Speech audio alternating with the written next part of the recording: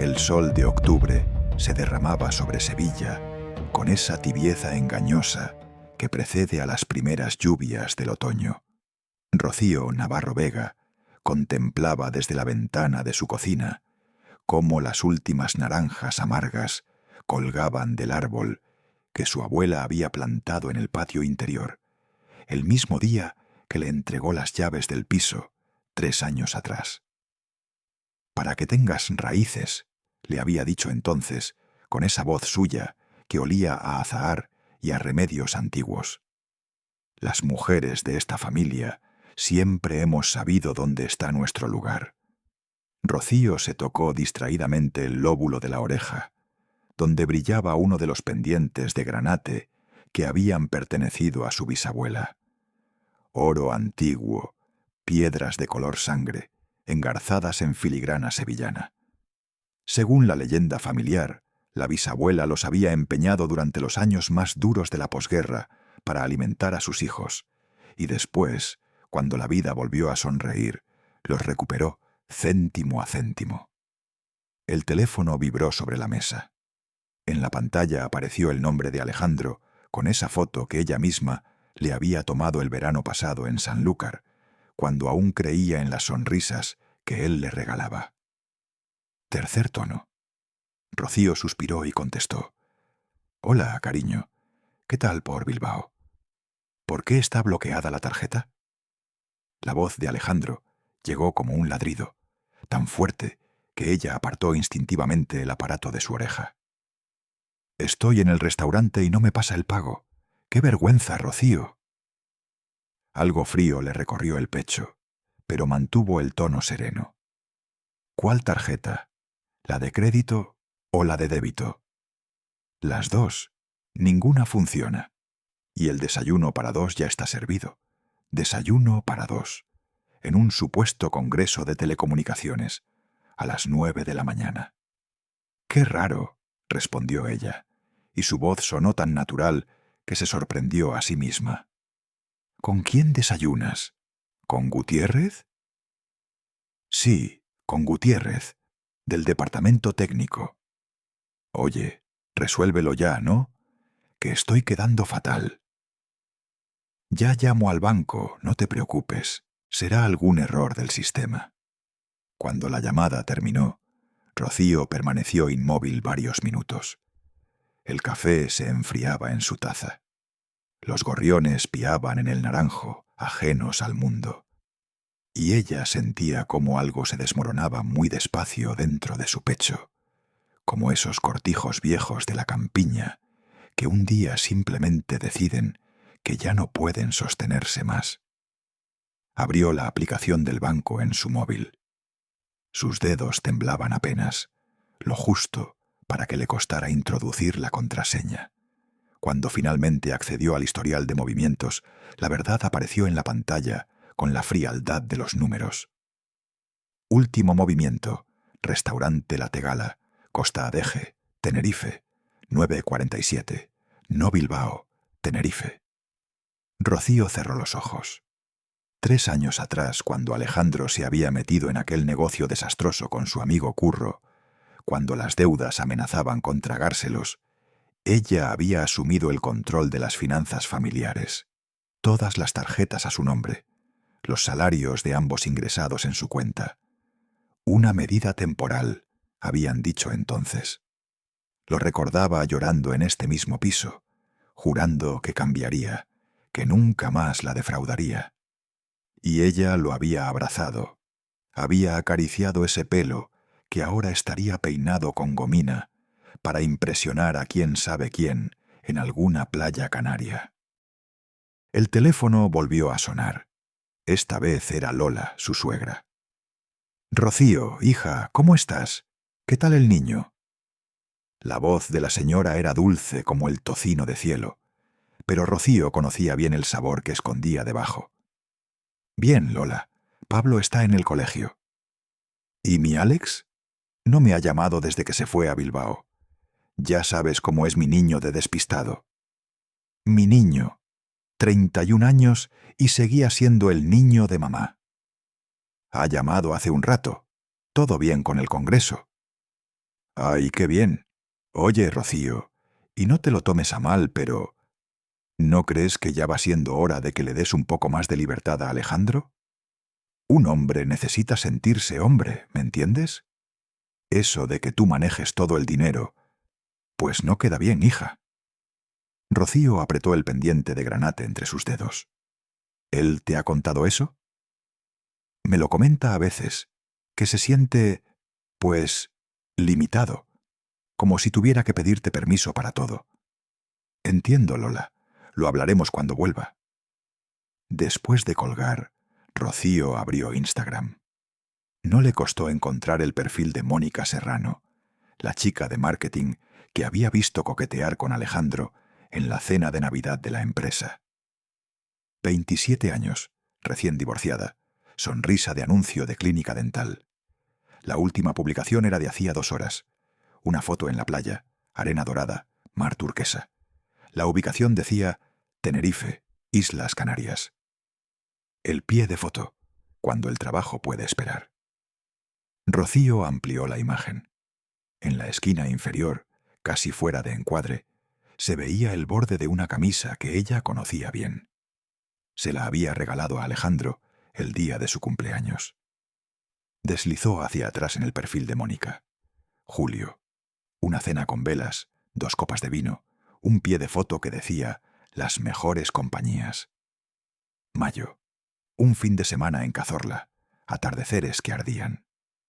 Febrero. San Valentín, un ramo de rosas que Rocío jamás había visto llegar a su casa. Año y medio. La historia de la traición estaba documentada en fragmentos, como un rompecabezas que ella nunca se había molestado en armar, porque confiaba en que no existía.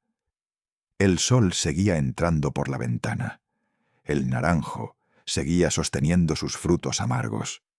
Y Rocío Navarro Vega, jefa de contabilidad de construcciones del Guadalquivir, a sus 29 años, supo que algo había terminado para siempre.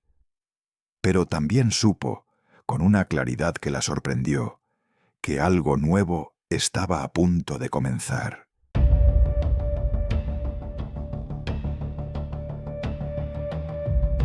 Esa noche, cuando Pablo ya dormía con su equipación del Betis colgada en la silla para el entrenamiento del sábado, Rocío sacó del armario la caja de madera donde guardaba los recuerdos. Dentro estaban las fotos de la boda, amarillentas ya en las esquinas, y aquella servilleta del restaurante donde Alejandro le había pedido matrimonio, junto a la Giralda, bajo un cielo que prometía eternidades. 7 años atrás. Ella tenía 22. Acababa de terminar la carrera en la Universidad de Sevilla, y el mundo le parecía un lugar donde los sueños se cumplían si uno trabajaba lo suficiente. Alejandro era guapo, gracioso, sabía hacerla reír hasta que le dolía el estómago. Las lágrimas llegaron sin aviso, como esas tormentas de verano que caen de cielos aparentemente limpios. Rocío lloró en silencio, mordiéndose los nudillos para no despertar a su hijo, y por primera vez en mucho tiempo se permitió hacerse la pregunta que la quemaba por dentro. ¿Fue culpa mía? Quizás había trabajado demasiado. Quizás no le había dado suficiente atención. Quizás él tenía razón, y ella lo había asfixiado con su necesidad de controlarlo todo. Los pensamientos giraban como remolino, arrastrándola hacia un pozo oscuro donde todas las respuestas la señalaban a ella. Pero entonces, entre las fotos, encontró el extracto de aquel préstamo que ella había pagado sola. Los 15.000 euros que Alejandro le debía a su amigo Curro, el del negocio que nunca prosperó. Recordó las noches sin dormir, los números que no cuadraban, la angustia de llegar a fin de mes. Y recordó también quién había resuelto todo aquello, quién había trabajado horas extra, quién había pedido el anticipo de la paga extraordinaria, quién había mantenido la casa a flote mientras él juraba que cambiaría. Rocío secó sus lágrimas con el dorso de la mano. El amanecer ya clareaba sobre los tejados de Triana, y ella tenía decisiones que tomar. A las 9 de la mañana estaba sentada frente a la abogada Patricia Velasco, en un despacho de la calle Sierpes que olía a café y a papeles viejos. La letrada era una mujer de unos 50 años, con el pelo recogido en un moño severo y unos ojos que parecían haberlo visto todo. «Cuéntame tu situación», dijo, sirviendo café de una cafetera italiana. Rocío habló durante 15 minutos sin interrupciones. Cuando terminó, la abogada asintió despacio. «El piso es tuyo, eso está claro. Bien privativo, adquirido antes del matrimonio. Ahí no hay nada que discutir». La letrada tamborileó los dedos sobre el escritorio. Lo del dinero gastado en la amante es más complicado.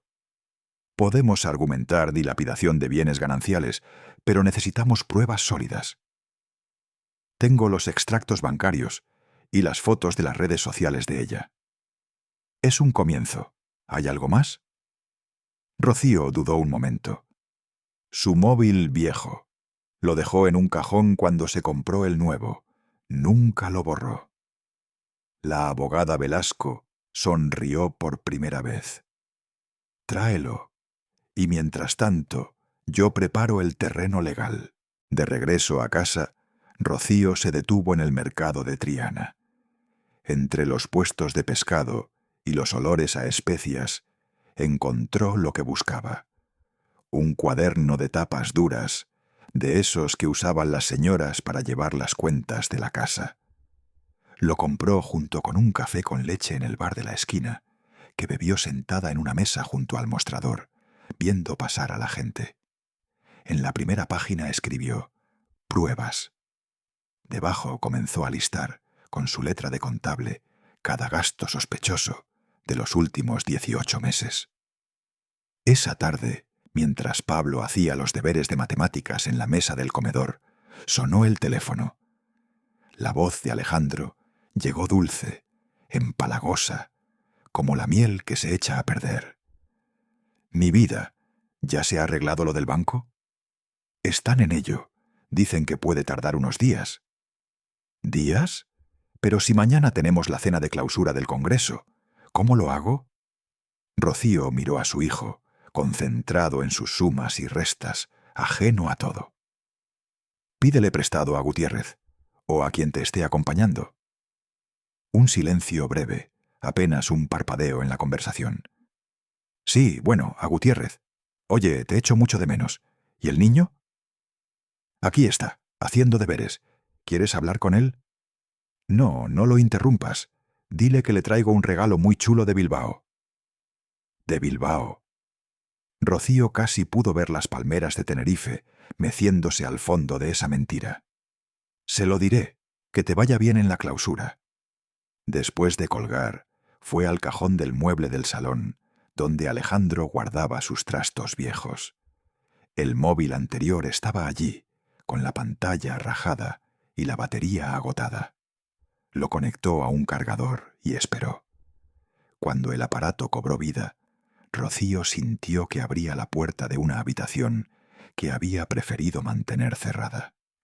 Allí estaban los mensajes de WhatsApp, cientos de ellos, organizados en una conversación que comenzaba con un simple «Hola, guapo», y terminaba, apenas 3 días antes, con un «Te espero en el aeropuerto, mi amor». Fotografió cada pantalla con su propio móvil, los mensajes cariñosos, los planes secretos, las quejas de él sobre su mujer controladora. Leyó cómo Alejandro le contaba a Mónica que Rocío era fría, que no lo entendía, que con ella se sentía vivo por primera vez en años. Algo se endureció dentro de su pecho. No era odio exactamente, ni siquiera rabia.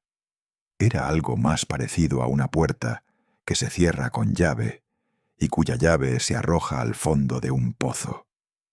Esa noche, después de arropar a Pablo y leerle un cuento de piratas que el niño adoraba aunque le diera miedo. Rocío se sentó frente al ordenador. Entró en la banca online y una por una bloqueó todas las tarjetas adicionales vinculadas a sus cuentas. Todas menos una. La de débito con un límite de 200 euros. Suficiente para un billete de autobús desde Tenerife, si hacía falta. Antes de dormir, se quitó los pendientes de granate y los contempló a la luz de la lámpara. Las piedras brillaban con ese rojo profundo que parecía guardar secretos de otras épocas. Mujeres que habían perdido y recuperado. Mujeres que habían sabido cuándo soltar y cuándo sostener. «Abuela», murmuró Rocío a la foto descolorida que guardaba en su mesilla, «creo que ya entendí para qué me dejaste estos pendientes». Se los puso de nuevo y apagó la luz. Mañana sería otro día, y ella estaría lista.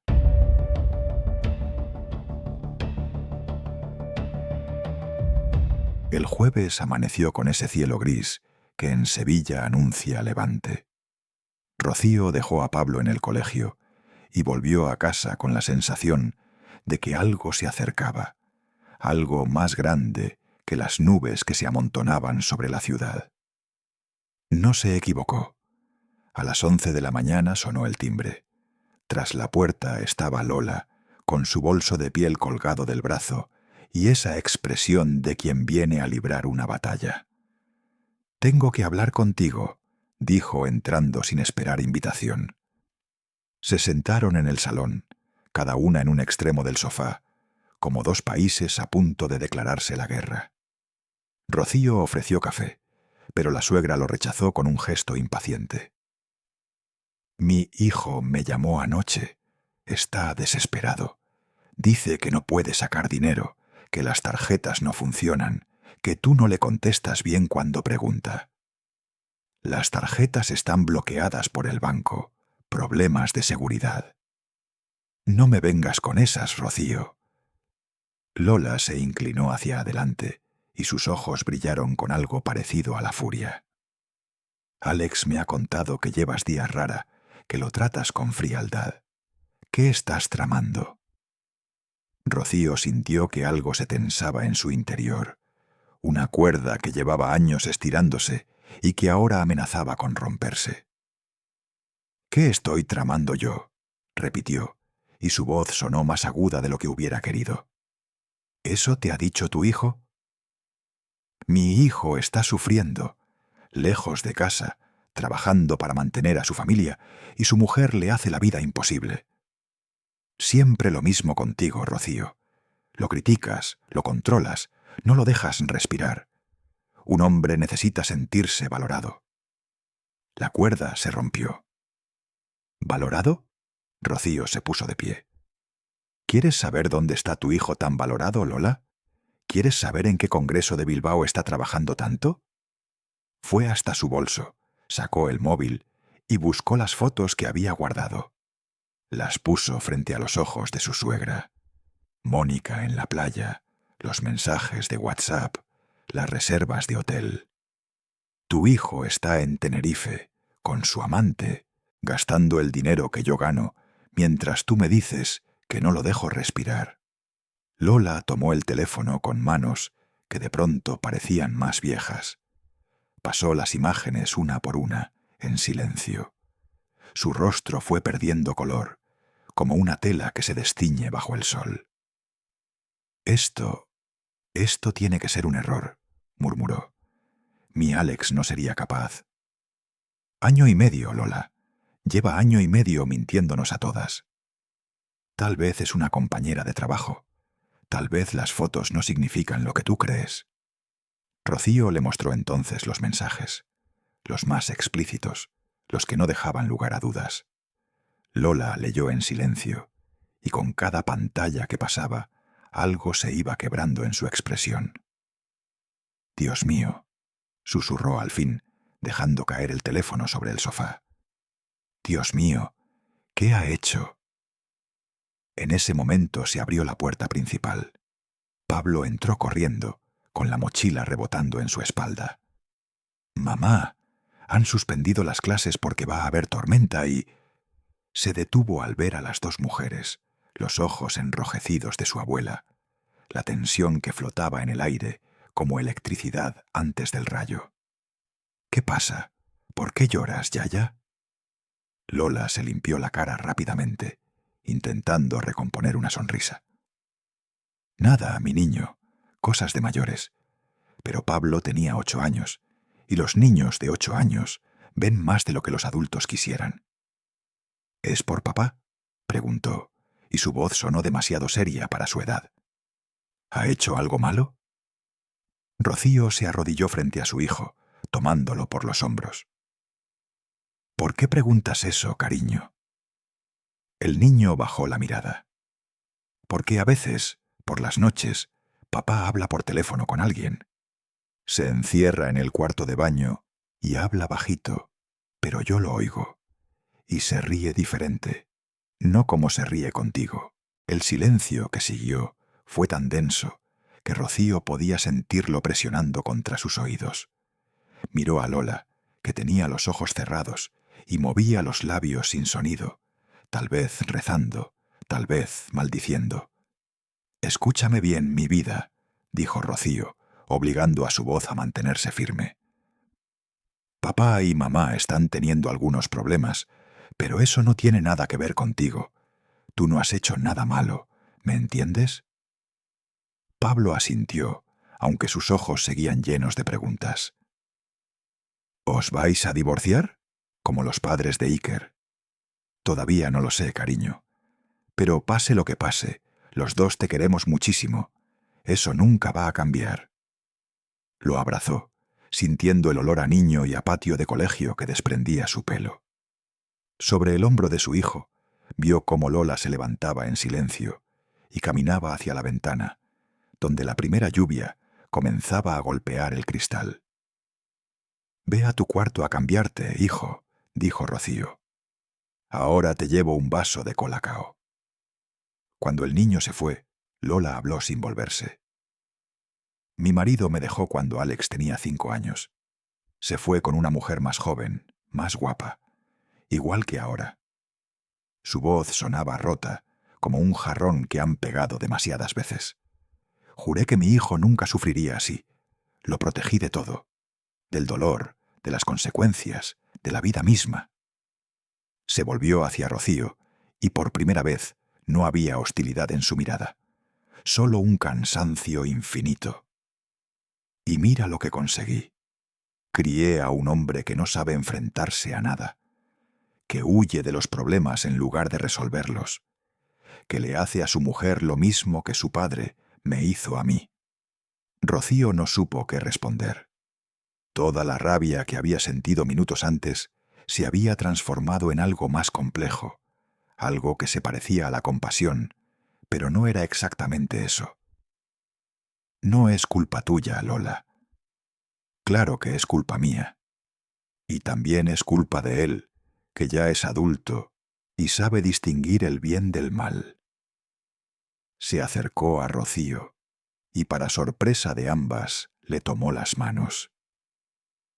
«Haz lo que tengas que hacer, hija. Yo no voy a defenderlo esta vez. Mi nieto es lo único que importa ahora». Fuera, la tormenta arreciaba. Los truenos rodaban sobre la ciudad como carros de guerra, y el naranjo del patio se sacudía bajo el peso del agua. Esa tarde, mientras Pablo veía dibujos en la televisión, Rocío llamó a Pepe, el vecino del piso de al lado. El viejo era cerrajero jubilado, viudo desde hacía 10 años, y trataba a Pablo como al nieto que nunca tuvo. «Pepe, necesito pedirte un favor. ¿Podrías cambiarme la cerradura de la puerta mañana por la mañana?». «Claro que sí, Rocío. ¿Algún problema con la de ahora?». «Digamos que voy a necesitar llaves nuevas, llaves que solo tengamos Pablo y yo». Hubo un breve silencio al otro lado de la línea. «Entiendo», dijo Pepe, y su voz se volvió más suave. «No te preocupes. Mañana a primera hora estoy ahí». Cuando colgó, Rocío se quedó mirando la lluvia que caía sobre el naranjo. Las últimas naranjas amargas yacían esparcidas por el patio, derrotadas por la tormenta. Pero ya vendrían otras. La primavera siempre volvía.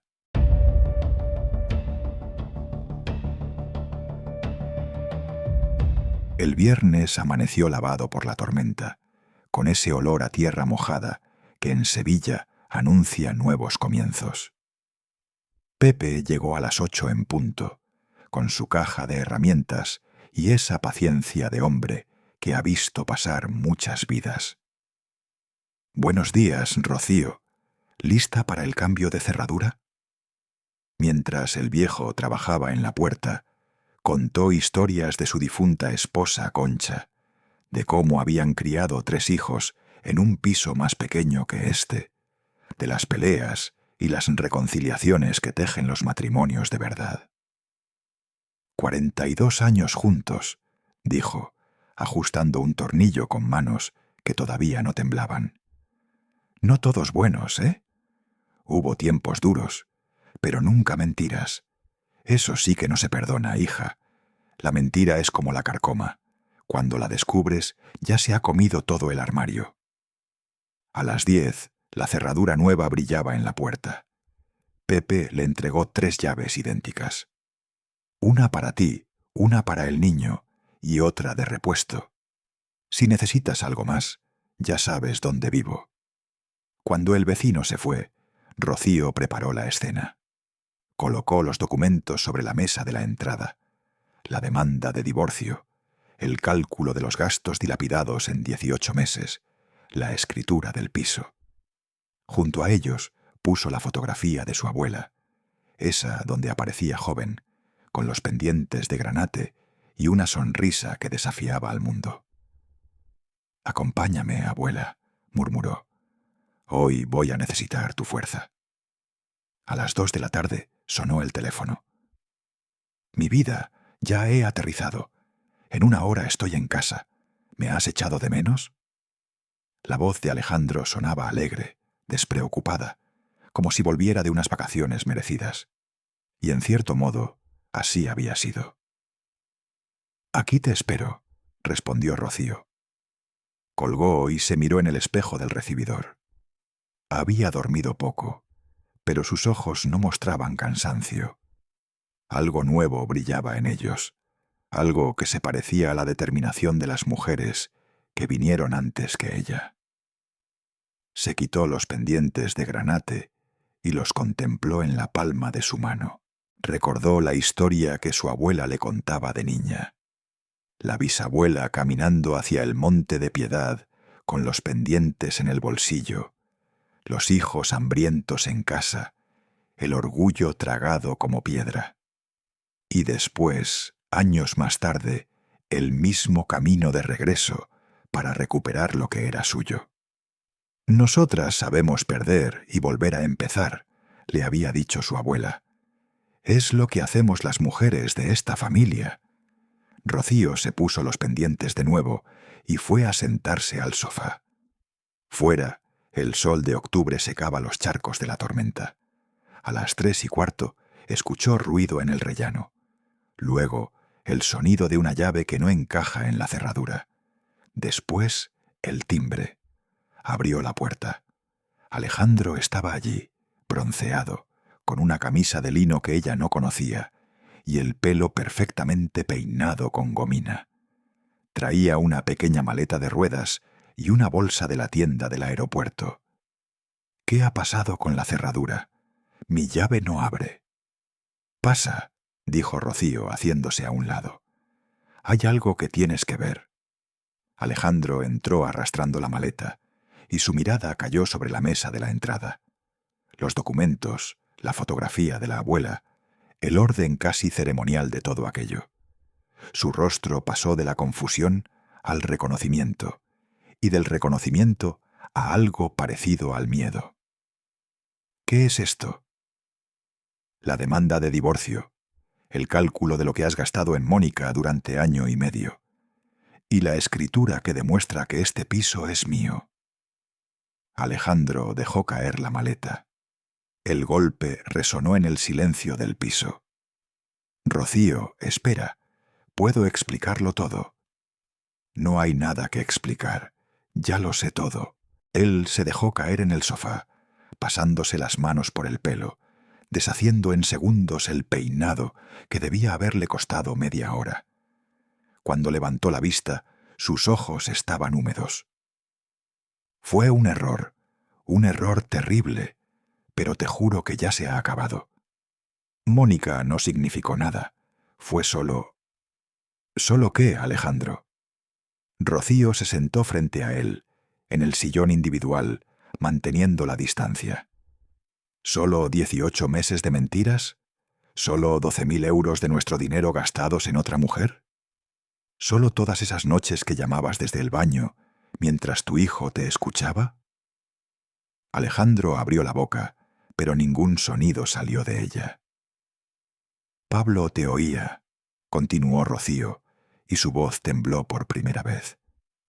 Se despertaba por las noches y te oía reírte con ella. Me preguntó por qué te reías diferente. Dios mío, susurró Alejandro, cubriéndose el rostro con las manos. Dios mío, el niño. El niño está bien, mejor de lo que estarías tú en su lugar.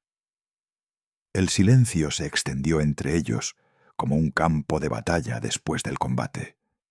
Fuera, un vendedor de cupones de la ONCE pasaba pregonando con ese canto que no había cambiado en décadas. «Rocío», dijo Alejandro al fin, y había algo nuevo en su voz, algo que intentaba sonar a arrepentimiento, pero llevaba debajo otras notas. «Sé que me he equivocado, pero tienes que entender. Tú y yo nos fuimos alejando. Siempre estabas trabajando, siempre cansada, siempre con los números y las cuentas. ¿Me estás diciendo que ha sido culpa mía? No, no es eso. Pero... Se pasó la lengua por los labios, buscando las palabras. Tú ganas más que yo. Tú manejas todo el dinero. Cuando estoy contigo me siento... No sé cómo decirlo. Menos. Rocío lo miró largamente. Ahí estaba, al fin, la verdad desnuda debajo de todas las excusas. «Así que buscaste a alguien que te hiciera sentir más», dijo, y no era una pregunta. «Mónica me admiraba. Me hacía sentir importante, capaz de cualquier cosa. Contigo siempre soy el que se equivoca, el que necesita que lo rescaten. Te rescaté porque tú te hundiste, Alejandro.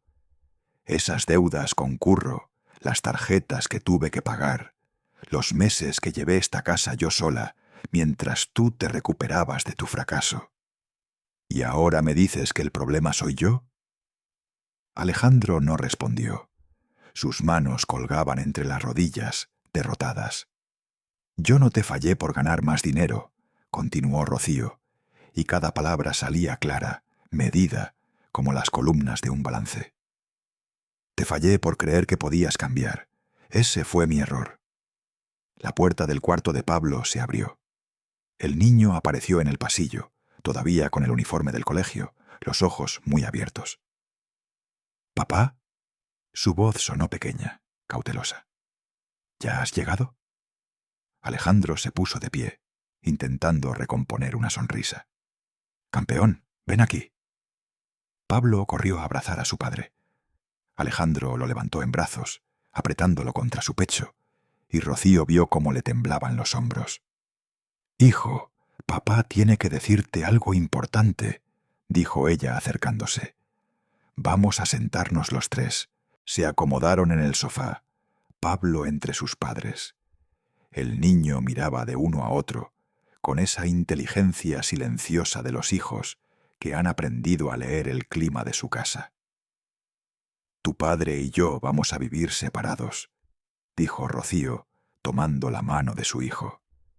«Pero eso no cambia lo mucho que te queremos los dos». «¿Es por las llamadas de noche?», preguntó Pablo, mirando a su padre. Alejandro cerró los ojos un momento. Cuando los abrió, estaban rojos. «Sí, hijo. Papá ha cometido errores muy grandes. Le he hecho daño a tu madre, y eso no tiene excusa». «¿Te vas a ir?» «Me voy a ir de esta casa, pero no de tu vida. Voy a venir a verte todos los fines de semana, te lo prometo. Pablo asintió despacio, procesando la información con esa seriedad que a veces tienen los niños. ¿Puedo llevar mi balón cuando vaya a tu casa nueva? A pesar de todo, Rocío sintió algo parecido a una sonrisa tirar de sus labios. Los niños y su capacidad de encontrar lo práctico entre las ruinas. Claro que sí, campeón, dijo Alejandro, abrazándolo de nuevo. Todo lo que quieras. Cuando Pablo volvió a su cuarto, Alejandro comenzó a recoger sus cosas. Rocío le permitió llevarse la ropa, los documentos personales, algunas fotografías, 2 maletas y una caja de cartón. Eso era lo que quedaba de 7 años de matrimonio. En la puerta, Alejandro se detuvo. Rocío, de verdad lo siento. Sé que no me crees, pero es la verdad. Te creo, respondió ella. Pero el arrepentimiento no borra lo que has hecho. Él asintió, aceptando el veredicto. Luego bajó la mirada hacia los pendientes de granate que brillaban en las orejas de ella. Siempre me gustaron esos pendientes. Nunca te pregunté su historia. Son de las mujeres de mi familia, las que saben perder y volver a empezar. Alejandro cargó sus maletas y caminó hacia el ascensor. Antes de que las puertas se cerraran, se volvió una última vez. Cuida bien de nuestro hijo. Siempre lo he hecho, dijo Rocío, y cerró la puerta de su piso.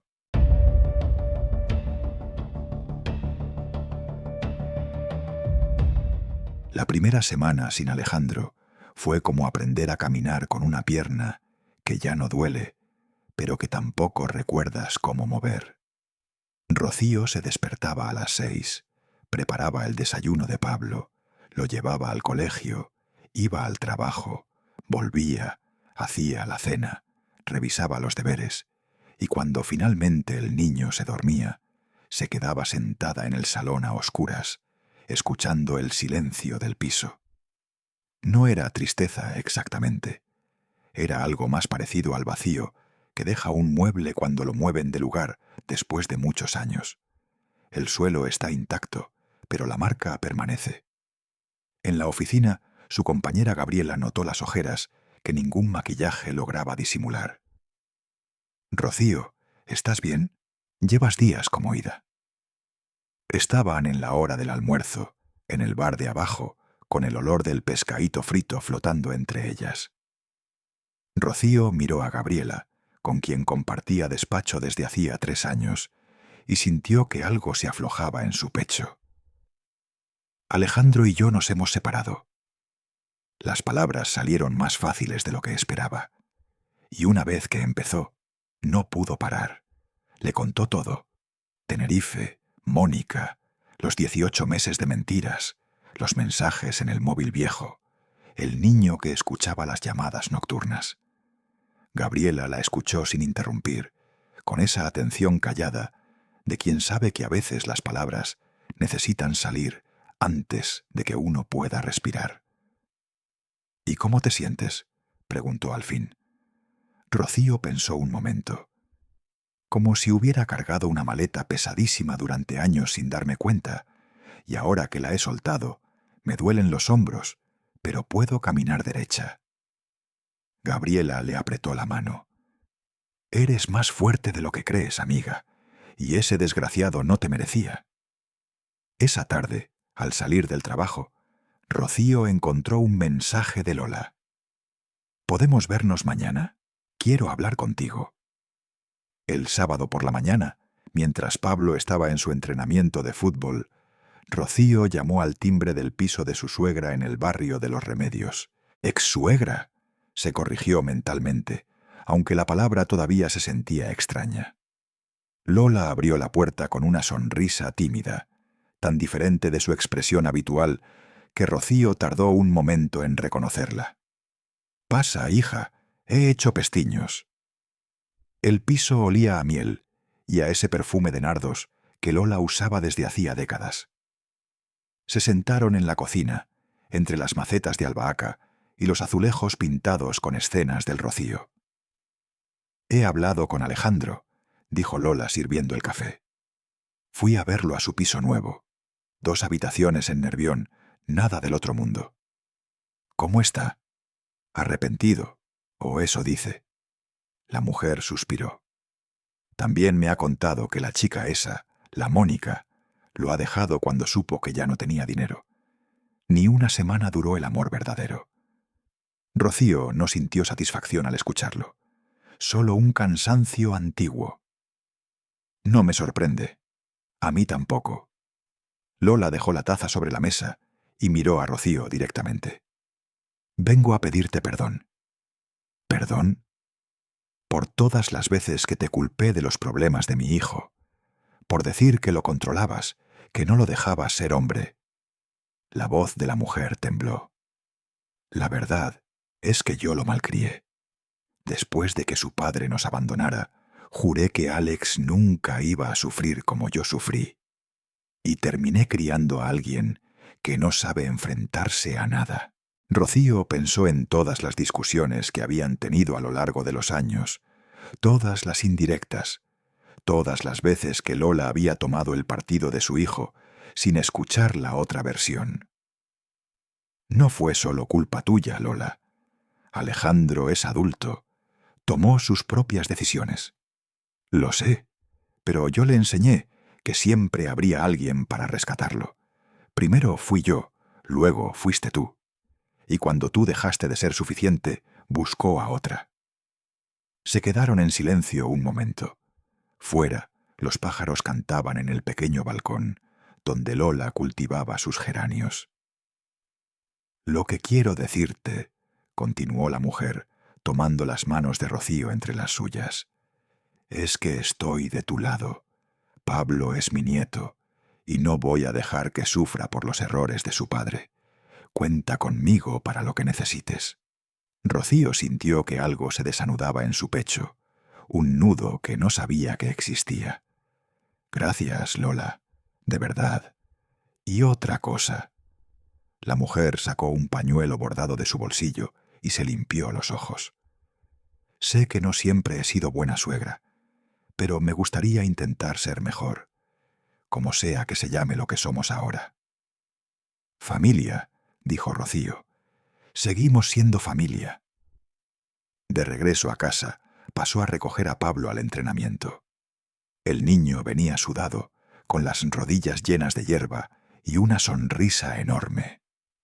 «Mamá, he metido 2 goles. El entrenador dice que puedo jugar de delantero en el próximo partido». «Eso es estupendo, cariño». Mientras caminaban hacia el coche, Pablo se quedó callado un momento. Luego preguntó: «¿Papá va a venir a verme jugar?» «Claro que sí. Le mando un mensaje con la fecha». «¿Y tú vas a estar enfadada si él viene?» Rocío se detuvo y se arrodilló frente a su hijo, mirándolo a los ojos. «Escúchame bien, Pablo. Lo que ha pasado entre tu padre y yo es cosa de adultos. Pero los 2 te queremos, y los 2 vamos a estar en tus partidos, en tus funciones del colegio, en todo lo importante. ¿Entiendes?»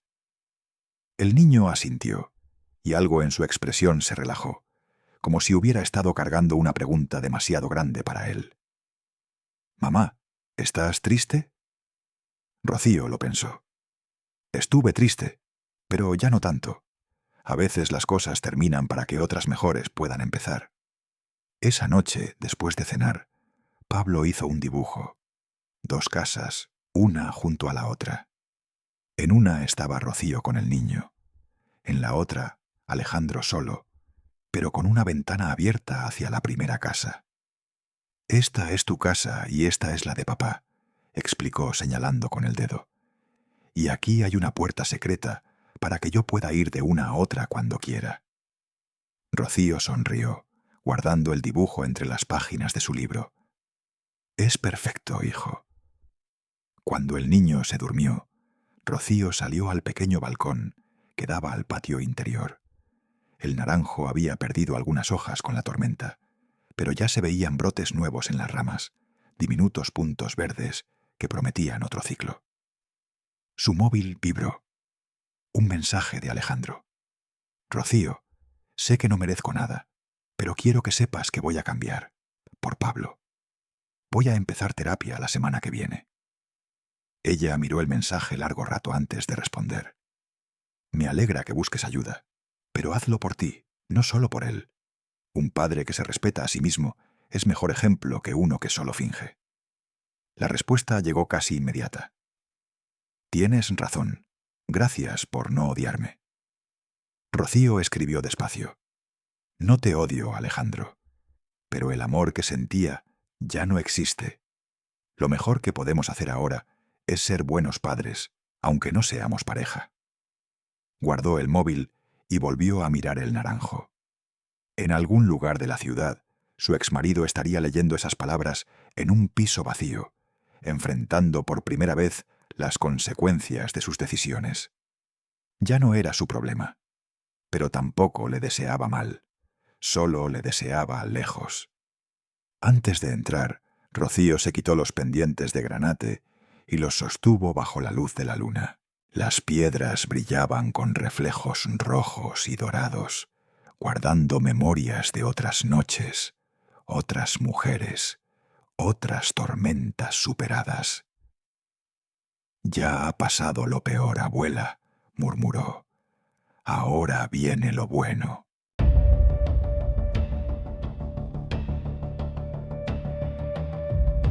Seis meses después, el naranjo volvió a florecer. Rocío lo contemplaba desde la ventana de la cocina, igual que aquella mañana de octubre, cuando todo comenzó a derrumbarse. Pero ahora el árbol no le recordaba pérdidas, sino ciclos. Las flores caían, la tormenta las arrastraba, y luego volvían a brotar, más abundantes que antes. El divorcio se había formalizado en febrero, sin grandes batallas ni escenas dramáticas. Alejandro firmó todos los papeles, aceptó la pensión alimenticia para Pablo y vendió su coche para pagar la compensación que Rocío había exigido.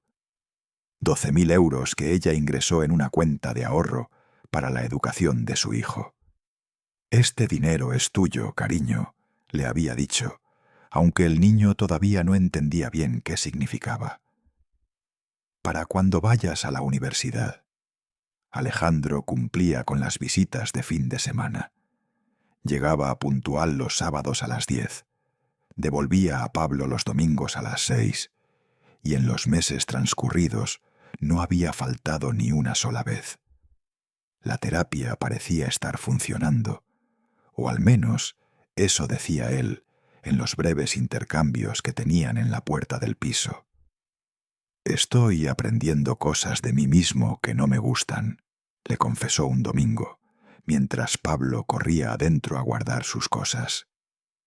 El psicólogo dice que siempre busqué validación externa, porque nunca aprendí a valorarme yo mismo.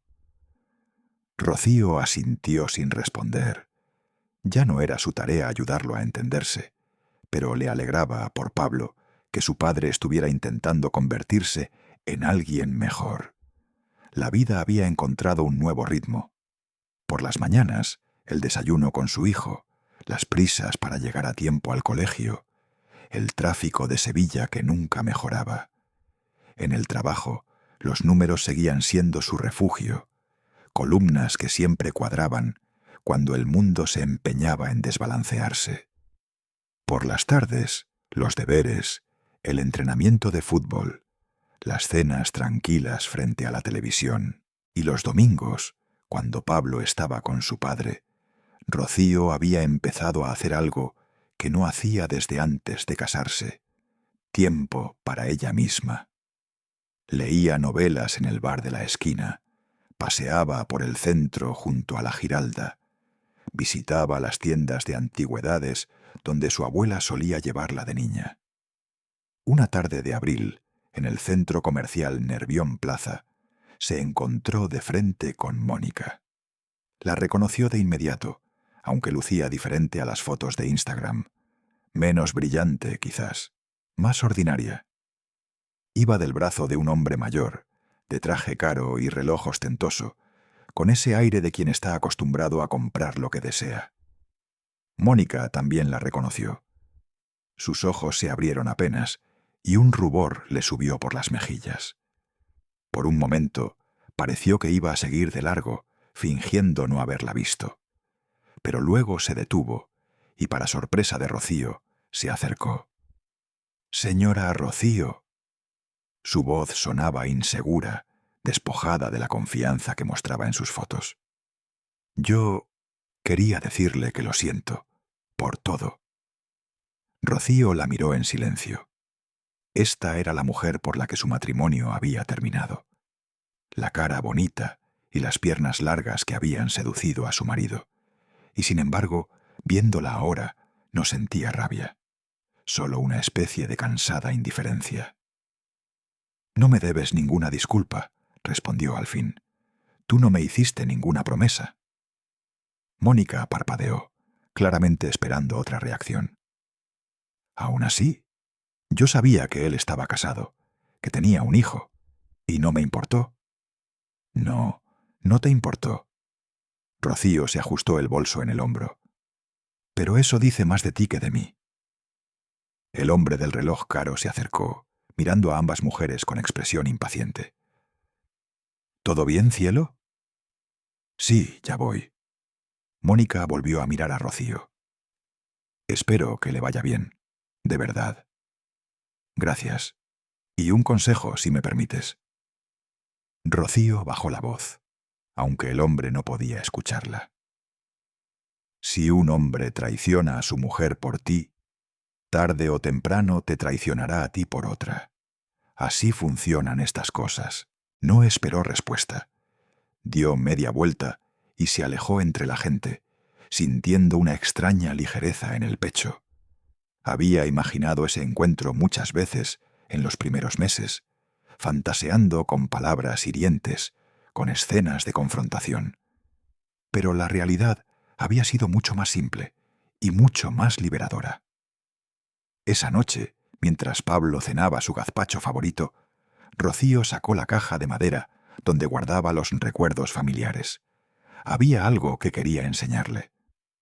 «Ven, cariño, quiero contarte una historia». Se sentaron juntos en el sofá, y Rocío sacó la fotografía vieja de su bisabuela, una mujer de rostro serio y ojos profundos, vestida de negro riguroso como mandaba la época. «Esta es tu tatarabuela, Soledad. Vivió hace mucho tiempo, cuando España era muy diferente». «Parece enfadada», observó Pablo. «No estaba enfadada, estaba fuerte». Rocío se quitó los pendientes de granate y los puso en la palma del niño. «¿Ves estos pendientes? Eran de ella». Le contó la historia, los años de la posguerra, el hambre que azotaba los pueblos, los hijos que alimentar y el marido que no volvió del frente.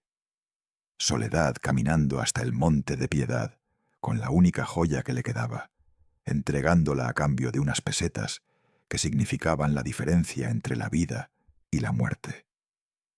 ¿Y luego qué pasó?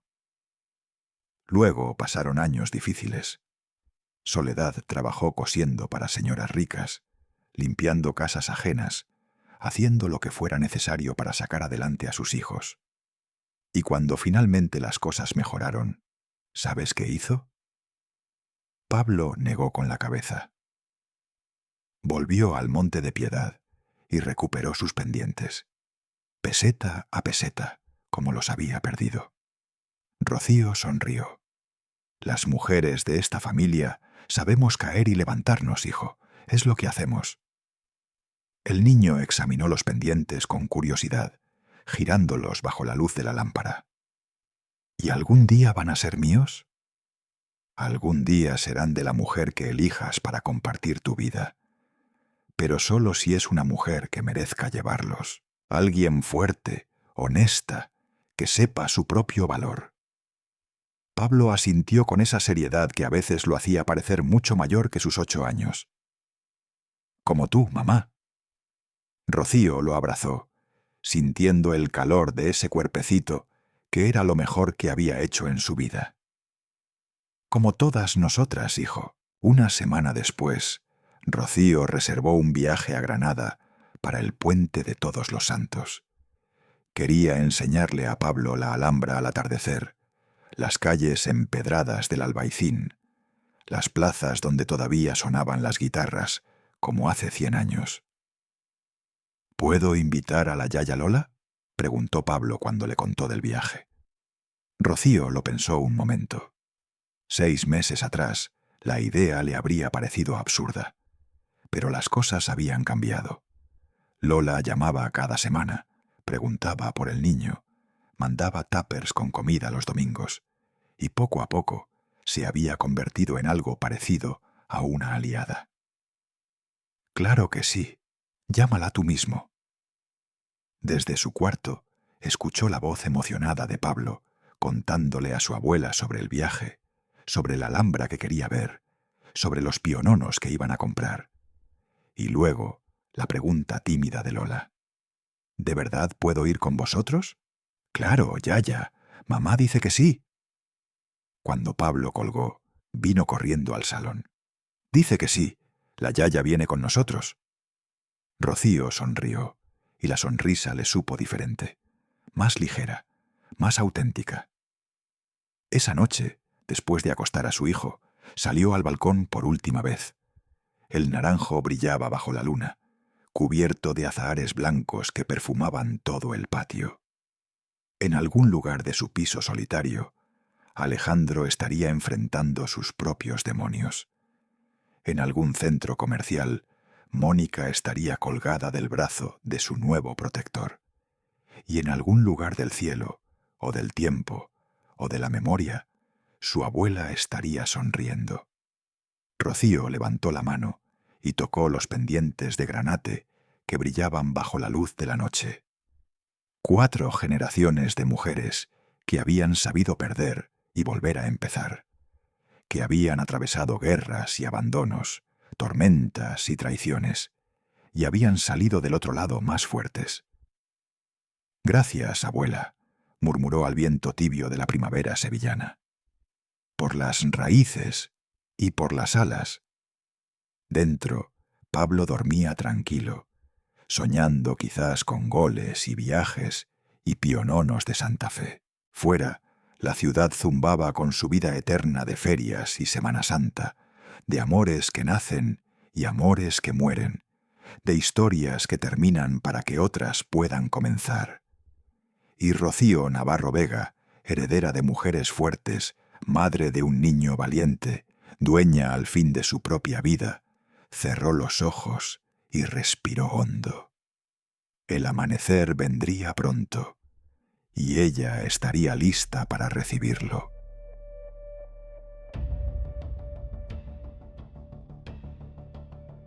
Queridos amigos, ¿les gustó nuestro relato? ¿Qué opinan de los protagonistas? Escríbanlo en los comentarios, compartan la historia, den like y suscríbanse al canal. ¿De qué ciudad nos ven? En la descripción está el playlist completo. Les deseamos mucha salud y excelente ánimo.